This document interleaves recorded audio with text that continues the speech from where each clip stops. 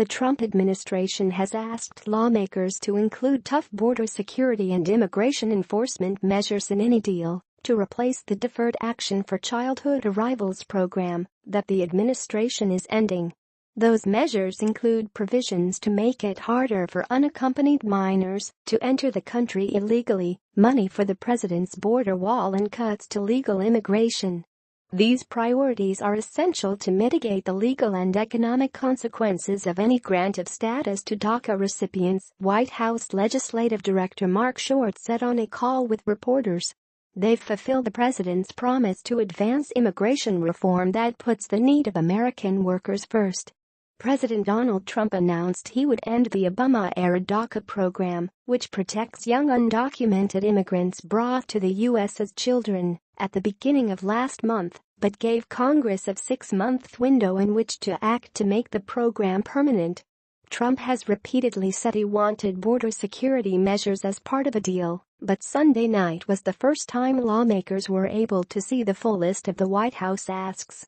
The list represents Republican priorities for immigration and border security, such as tightening the standard for asylum protections, beefing up staffing, cracking down on sanctuary cities, expanding the ways would-be immigrants can be rejected, and cutting back significantly on the number of ways that immigrants can obtain green cards in the U.S. by restricting family categories and transforming the employment-based system. While Democrats have signaled an openness to some deal on DACA and border security, many of the proposals alone would be deal breakers.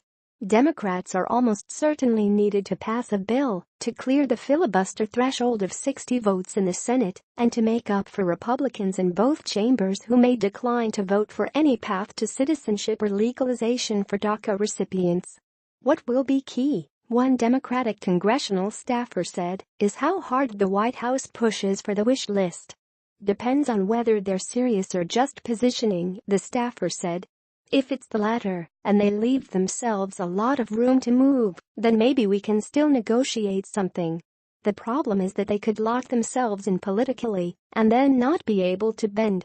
House Minority Leader Nancy Pelosi and Senate Minority Leader Chuck Schumer were quick to pan the list, saying it shows Trump can't be serious about reaching a deal if they start with proposals that are anathema to immigrants and Democrats. We told the president at our meeting that we were open to reasonable border security measures alongside the DREAM Act, but this list goes so far beyond what is reasonable, the Democratic leaders said in a statement, referring a dinner they had with Trump at the White House last month. This proposal fails to represent any attempt at compromise. The list includes the wall, which was explicitly ruled out of the negotiations. If the president was serious about protecting the dreamers, his staff has not made a good faith effort to do so. Included in the laundry list of priorities, which run the virtual gamut of conservative ideology on immigration, are proposals that alone could be deal breakers for Democrats and some Republicans beyond Trump's border wall. Examples include such things as instituting mandatory worker verification for all American employers, increasing criminal penalties for a number of immigration infractions and creating new criminal consequences for others, expanding the ways that immigrants can be found inadmissible to the U.S. and can be deported from the U.S., vastly expanding ways to circumvent the lengthy court process it takes to deport undocumented immigrants, and restricting asylum and unaccompanied minor protections. One other major potential sticking point, among many, a pathway to citizenship for DACA recipients, which Democrats have asked for. As we look to legalize the status of DACA recipients, we are not interested in granting citizenship, a senior administration official said on the call. While the White House stopped short of issuing a veto threat over the principles, it said it would still expect Congress to include all of them in a deal. We're not discussing what's a veto threat right now, or we're not looking to negotiate with ourselves, the official told reporters on the call in response to a question from CNN. We believe that these are all priorities, they're all important to the nation's security, they're all important to reform the immigration system, and we're asking Congress to move on them as expeditiously as possible. The White House also stressed it believes the president is making a good faith effort at bipartisan compromise, noting that it sent the immigration principles to both Democratic and Republican leadership of Congress and relevant committees. The official also pushed back on the notion that the president reneged on a deal with Schumer and Pelosi.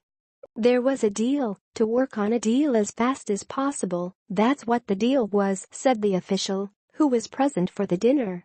Short started off the call by noting that members of Congress had asked the president to lay out what he wanted to see in a deal as a starting point for their negotiations.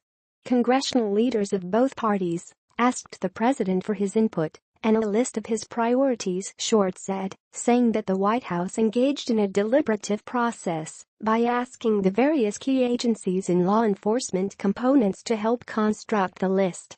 On the call, Short and leaders from the Department of Homeland Security's three immigration components, Immigration and Customs Enforcement, Customs and Border Protection, and U.S. Citizenship and Immigration Services, all painted in dire terms the consequences of unchecked illegal immigration. One official spoke of sanctuary policies, a key focus of this administration, as a driver of illegal immigration. The official said sanctuary cities, a catch-all term that describes any locality that has some policy limiting engagement in federal immigration enforcement, would be responsible for dangerous border crossings that could result in the abuse of the immigrants attempting the journey, and even fatalities. The official stressed that smuggling organizations that are almost the only way to get into the U.S. illegally across the southern border use sanctuary cities as a sales pitch.